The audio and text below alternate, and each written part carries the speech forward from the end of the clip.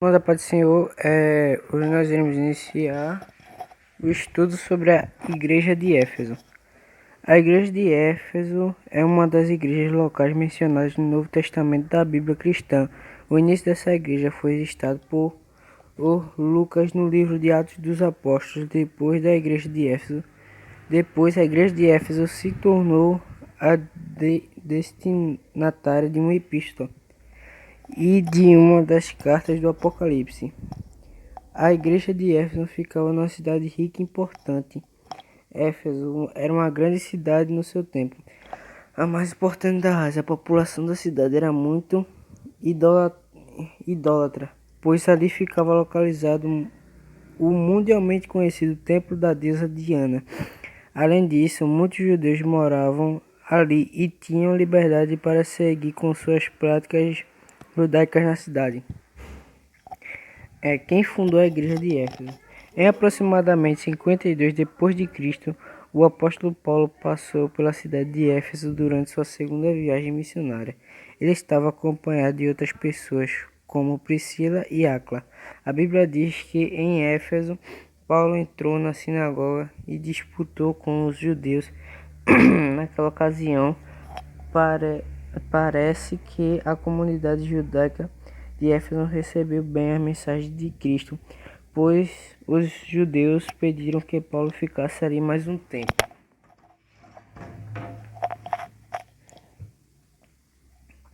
Paulo tinha um compromisso em Jerusalém, não podia ficar na cidade, mas Priscila e Áquila permaneceram em Éfeso e pouco depois acabaram conhecendo Apolo, um judeu de Alexandria.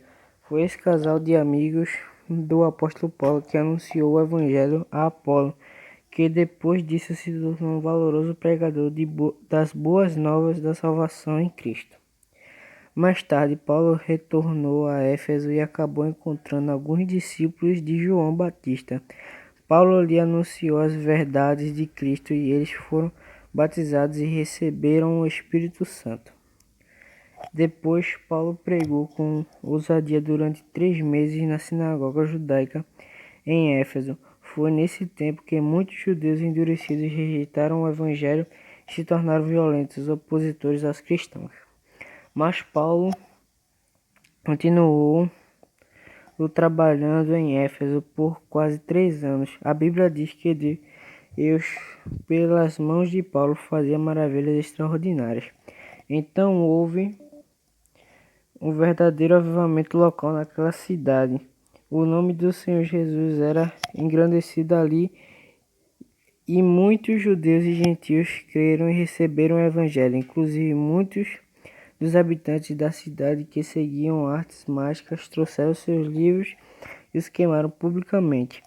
A igreja de Éfeso cresceu de forma tão extraordinária que a economia da cidade, que dependia de vendas de artefatos religiosos, foi ameaçada.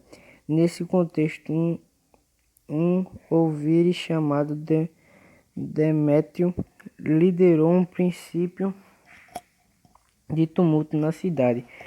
Com a obra do Senhor naquela cidade não podia ser impedida, a igreja de Éfeso estava estabelecida e serviu como um centro propagador do evangelho para as regiões vizinhas. Além de Paulo, Timóteo e os apóstolos João estiveram envolvidos na igreja de Éfeso. A carta à igreja de Éfeso. Entre 60 e 63 d.C., o apóstolo Paulo enviou a Roma uma carta dos crentes efésios para ensiná-los acerca do significado maravilhoso de dar as ampliações práticas de ser a igreja de Cristo. Parece que essa carta não ficou restrita apenas aos crentes de Éfeso, mas circulou nas cidades vizinhas. Mas o tempo passou e uma nova geração de crentes surgiu em Éfeso. Foi essa nova geração que o Senhor Jesus ditou ao apóstolo João acerca da igreja de Éfeso, registrada no livro de Apocalipse. Como a data mais provável para o livro de Apocalipse é a década de 90 d.C., a carta da igreja de Éfeso foi escrita cerca de 40 anos depois daquela igreja ter sido fundada. Na carta à igreja de Éfeso, o Senhor Jesus se apresenta como aquele que conserva na mão direita as 7 estrelas e que anda no meio dos 7 candeiros de ouro. Essa autodesignação de Cristo serviu para assegurar aos crentes de Éfeso que eles que têm o controle da igreja nas mãos, ele dirige seus líderes e conhece as suas necessidades. Ele caminha no meio do seu povo. Depois da saudação e a autodesignação de Cristo, a carta à igreja de Éfeso traz ainda um elogio, uma crítica, uma exortação, uma promessa. Elogio à igreja de Éfeso. A igreja de Éfeso foi elogiada pelo Senhor Jesus por suas boas obras, trabalho árduo e perseverança. Aqueles cristãos trabalhavam pela causa do Evangelho. Além disso, a igreja de Éfeso também era intolerante com os homens perversos. A igreja pôs à prova homens que se diziam ser apóstolos e descobriu que, na verdade, eles eram impostores. A igreja de Éfeso também odiava as práticas dos nicolaítas, que seguiam falsos líderes e propagavam ensinos que tinham por objetivo fazer os crentes tropeçarem. Perseverantes, os crentes efésios também suportavam sem desfalecer os sofrimentos por causa do nome de Cristo. Em Éfeso havia muitos idólatras que movimentavam a economia da cidade com o evangelho, reprovavam o paganismo presente na cidade. Naturalmente, isso resultava em perseguição por parte dos incrédulos idólatras. Além do mais, na cidade de Éfeso também havia um templo dedicado ao culto imperador. A liderança romana obrigava os cidadãos da cidade a reconhecer a suposta divindade do imperador romano, que naquele tempo era Dominiciano. Então, ao invés de os crentes declararem o senhorio de César, eles declaravam o senhorio de Cristo. Tudo isso, obviamente, culminava num ambiente hostil e de intensas perseguições aos cristãos. Crítica e advertência à igreja de Éfeso. A igreja, marcada por boas obras, trabalho duro e perseverança, também tinha um sério problema. Os crentes efésios tinham abandonado o primeiro amor. A primeira geração da igreja de Éfeso tinha passado, e com ele também parece que o entusiasmo e a devoção fervorosa a Cristo também tinham ficado no passado. Faltava a essa nova geração a intensidade no amor pelo evangelho de seus pais tiveram quando ouviram as boas novas de Cristo pela primeira vez. Parece que os crentes de Éfeso daquele tempo estavam mais apagados ao dever do que à devoção. Eles permaneciam fiéis mas faltava a eles o amor e entusiasmo que já tinham demonstrado. Um dia eles eram guardiões da fé, mas não eram mais os arautos que tinham sido no início da sua história.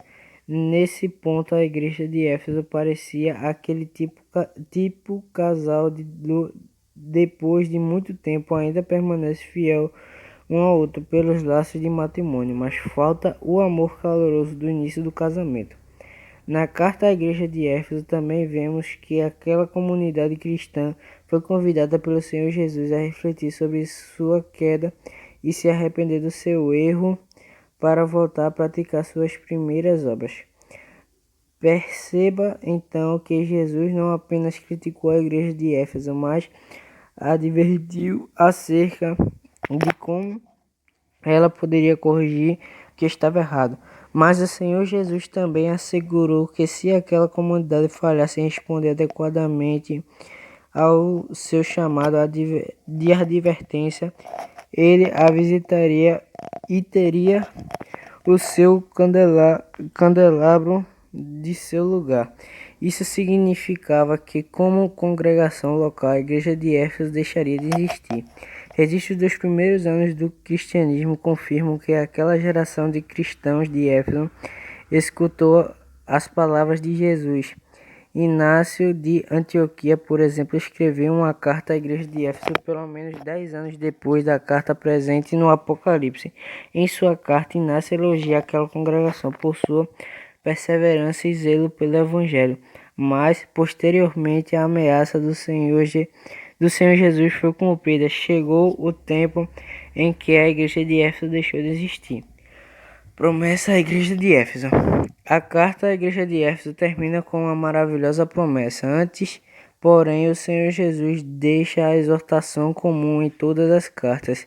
Quem tem ouvidos, ouça o que o Espírito diz às igrejas.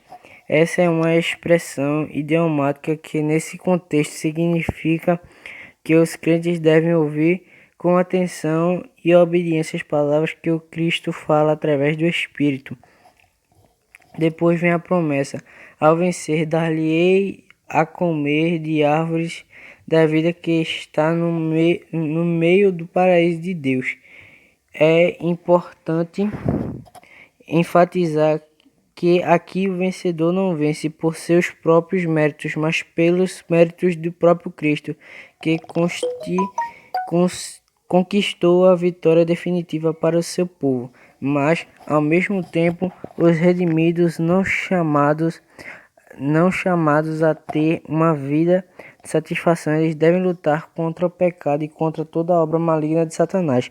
Com relação aos crentes efésios, na cidade de Éfeso havia grandes banquetes dedicados aos ídolos. Os pagãos procuravam atrair os cristãos para os seus cultos idólatras. Com esses banquetes, mais os fiéis receberam de Cristo a promessa de um banquete muito melhor. Eles haveriam de comer da árvore da vida, ou seja, não estava reservada para eles uma mera alegria passageira, mas sim a vida eterna no paraíso celeste. Esse foi o estudo sobre a igreja de Éfeso. E eu peço que agradeço aos irmãos que assistiram até aqui. A paz do Senhor para todos.